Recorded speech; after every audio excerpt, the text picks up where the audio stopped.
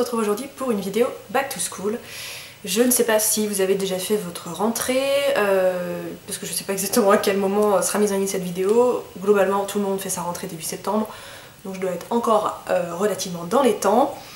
Back to School, bah, c'est pas vraiment mon cas, puisque moi j'ai arrêté mes études, enfin mes études se sont terminées il y a 4 ans. J'ai 26 ans, donc les années lycée c'est aussi derrière moi, mais vous avez été nombreuses à me réclamer ce type de vidéo, donc j'ai essayé de me replonger un peu dans mes études, dans ce que je faisais, ce que j'aimais, quel type d'organisation je pouvais avoir et comment j'ai réussi à être infirmière aujourd'hui. Donc voilà, j'ai essayé de repenser un peu à tout ça et je me suis dit que c'était peut-être sympa de vous faire une vidéo à ce sujet. Donc dans cette vidéo, je vais vous donner plusieurs conseils pour réussir votre année, réussir vos études, réussir... Alors ça marche aussi que vous soyez au lycée, que vous soyez en études supérieures. Bien évidemment, ça va être calqué sur mon expérience puisque bah voilà, j'ai pas fait d'études d'avocate ni d'autres choses. Donc voilà, ça va parler globalement des études d'infirmière, mais les conseils que je vais vous donner, à mon avis, sont transposables sur bon nombre de situations. Donc de ce côté-là, ça devrait aller. Je voulais commencer par vous parler des cours, comment organiser ces cours.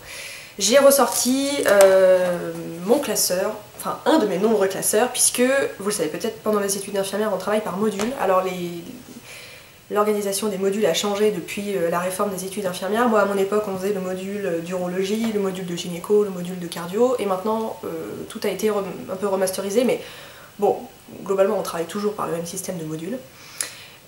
Personnellement j'ai toujours pris mes cours sur papier, voilà, avec un stylo et une feuille, hein, voilà, j'ai toujours fait comme ça. Il y avait beaucoup de personnes dans mon amphi qui prenaient des notes et qui prenaient leurs cours sur informatique. Alors c'est un choix complètement personnel. Moi en écrivant j'ai l'impression que je commence déjà à apprendre voilà, ce que je suis en train d'écrire, ce qui n'est pas vraiment le cas sur ordinateur. Voilà, c'est pour ça que j'ai toujours opté pour la bonne vieille méthode du papier et du stylo, mais ça c'est quelque chose de complètement personnel. Je voulais vous parler de mon organisation. Alors moi du coup je regroupais mes modules dans plusieurs classeurs, donc je faisais pas un classeur par module, certaines personnes le faisaient, moi pas.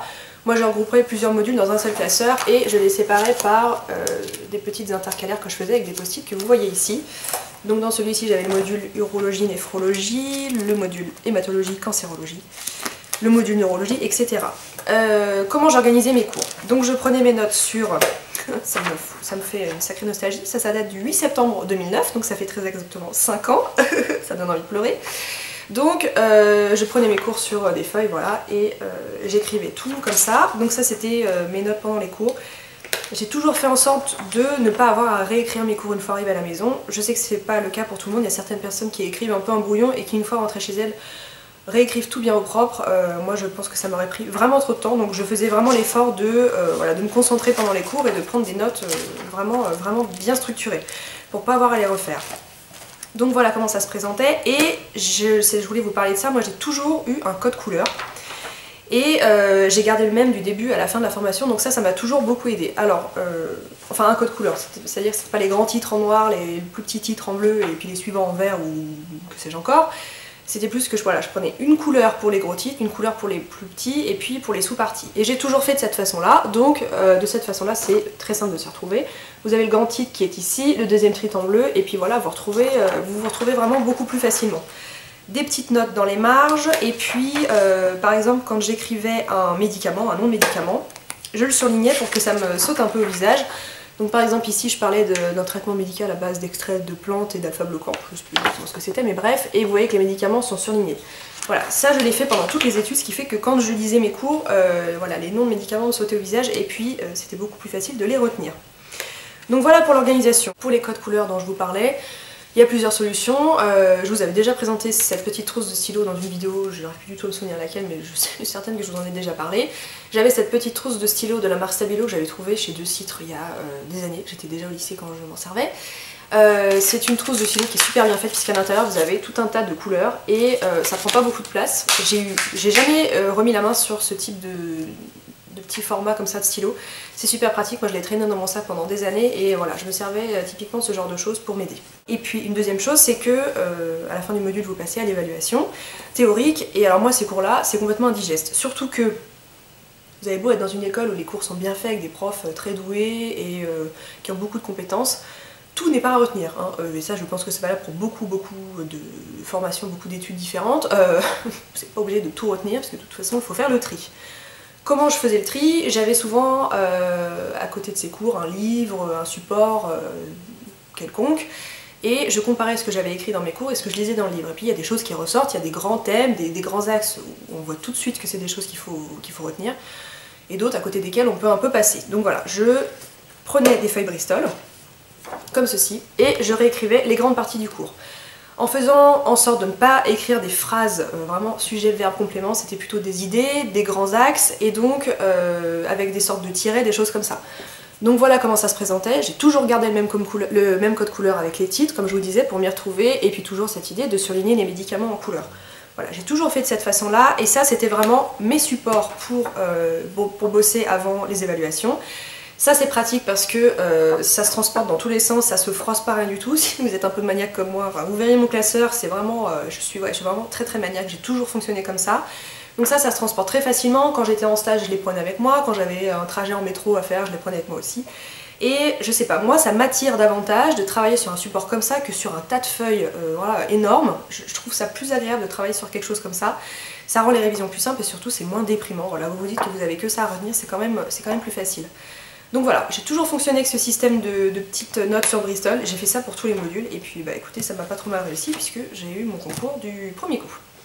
Troisième chose, alors là c'est vraiment relativement propre aux études médicales ou infirmières, on vous parle beaucoup de schémas, on vous montre des schémas sur des PowerPoint pendant un cours, on vous en imprime, vous en avez dans les bouquins. Moi les schémas, enfin à part certaines exceptions, ça me parle pas vraiment de les voir dans un livre.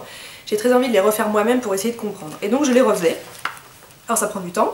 Là, par exemple, on est donc dans le module urologie. J'avais fait donc un schéma de la coupe longitudinale du rein droit. Voilà, je l'avais refait moi-même, je me suis fait mes petites notes à côté, mes petites légendes, et voilà. Ça me parle, vraiment. Un schéma d'un rein dans n'importe quel livre, ça me parle pas forcément. Là, je me suis voilà, vraiment forcée à le refaire chez moi, à mettre toutes mes petites annotations, et c'est comme ça que j'ai réussi à comprendre comment fonctionnait le rein. À l'arrière, j'avais fait un schéma du néphron, voilà, pareil, je l'avais fait, je l'avais colorié, et voilà, je me suis servi de ça pour apprendre. Et globalement, j'ai toujours davantage réussi à comprendre ce qui se passait sur des schémas que j'avais fait moi-même plutôt que sur des schémas que j'ai lus. J'ai fait ça pour tous les modules, alors ça fonctionne pas pour tous les modules, hein, mais module gériatrie, il n'y a pas beaucoup de schémas à faire par exemple. Mais pour la neurologie aussi, j'avais des schémas de cerveau, etc. Ça fonctionne très bien. Donc voilà globalement l'organisation de mes cours. Les livres, alors ça dépend de la formation que vous faites, on vous donne accès ou alors on vous oblige à acheter un certain nombre de livres pendant vos formations. Pendant la formation d'infirmière, on vous fournit ou on vous fait acheter, je ne me souviens plus, un manuel d'anatomie physiologie. Et à côté de ça, on ne vous oblige pas du tout à acheter d'autres livres. Moi je ne suis pas du tout persuadée d'ailleurs que les autres livres soient nécessaires. Personnellement, j'aimais bien avoir un support à côté, donc pour certains modules et pour des modules qui m'intéressaient beaucoup et par exemple des services dans lesquels j'étais sûre de travailler plus tard, j'ai acheté quelques livres. Mais globalement, il y a 2 livres que j'ai retrouvés et qui sont très utiles. Le premier, c'est le Mémo Guide de l'infirmier, donc avec 100 fiches essentielles qui reprend anatomie, pathologie, urgence, médicaments et examens. C'est un truc très compact. Alors bien sûr, tout n'est pas abordé parce qu'on ne peut pas aborder toute la médecine dans un tout petit livre comme ça de 390 pages. Mais on vous refait des explications sur les médicaments antiarythmiques, sur la crise d'épilepsie. Tout est repassé en revue. C'est assez succinct, mais c'est typiquement le genre de livre que je faisais en sorte de toujours garder avec moi quand j'étais en stage ou en cours, puisque vous trouvez beaucoup de réponses à vos questions dedans. Donc ça c'est très utile. Le deuxième livre qui, selon moi, n'est vraiment pas superflu, c'est le Dictionnaire de l'infirmière. Malouane en fait un qui est super bien fait. Alors en fait, tout ce qui touche au médical c'est un peu particulier parce que si vous commencez à vous renseigner sur internet, très sincèrement, il y a 50% des choses qui sont fausses, à moins que vous alliez sur des sites vraiment fiables, avec des informations sûres, mais alors vous tombez une fois sur deux sur des trucs genre Doctissimo, avec des gens qui n'ont jamais ouvert un manuel de médecine de votre vie, mais qui sont en train de vous expliquer que vous avez un cancer du cerveau quand vous avez mal à la tête. Donc méfiez-vous vraiment des informations qu'on trouve sur internet. Et le dictionnaire de l'infirmière, ça vous permet de faire des... par exemple, quand vous faites vos travaux de fin d'année, donc quand vous faites vos travaux en groupe, si vous avez besoin de mettre le doigt vraiment sur une définition bien particulière, ce dictionnaire est extrêmement bien fait. Et voilà, pour moi c'est vraiment les 2 petits livres qui sont pas superflus, et si je peux étendre ça à d'autres types d'études ou à d'autres formations, je pense que ça existe aussi. Donc voilà, c'est peut-être pas nécessaire de se pencher sur les gros bouquins qui reprennent tout en détail, mais ça en tout cas c'est très utile. Un autre conseil qui est surtout valable juste avant les évaluations de modules, etc. Travailler en groupe, alors ça plaît pas à tout le monde. Moi je suis pas la plus grande fan du travail en groupe, mais je peux vous garantir que pour les révisions avant les évaluations c'est très utile, puisqu'on a tous nos façons de travailler, toutes nos façons différentes de travailler. Il y a ceux qui sont très organisés, ceux qui sont un peu plus brouillons, ceux qui font des recherches pendant des siècles, ceux qui se basent que sur ce qu'ils ont eu pendant les cours, et le fait de travailler en groupe, ça vous fait une sorte de micmac de tout ça, une sorte de brassage de connaissances, et c'est comme ça que vous arrivez à mettre le doigt sur des choses que vous n'avez pas forcément pensé, enfin vous n'avez pas pensé qu'il fallait réviser telle chose, etc. Donc le travail en groupe pour ce genre de révision c'est très utile, ça motive. Nous on se donnait souvent rendez-vous avec mes copines, genre on se retrouve à la bibliothèque universitaire de 14 à 16, vous êtes avec d'autres personnes, vous n'allez pas vous dire oh j'ai envie de rentrer chez moi plus tôt, etc. Je sais pas, ça motive et je trouve que pour les révisions de fin d'année c'est très adapté. Donc voilà, si vous n'êtes pas forcément attiré par le travail en groupe, pensez-y peut-être pour les évaluations. Moi en tout cas je trouvais ça très sympa. Mon dernier conseil c'est planifier son travail. Alors c'est super facile à dire, c'est le conseil bateau, mais ne vous laissez pas embourber par le travail. L'année commence, hein, quelles que soient les études que vous faites. L'année débute, on commence à réviser, à avoir certaines connaissances.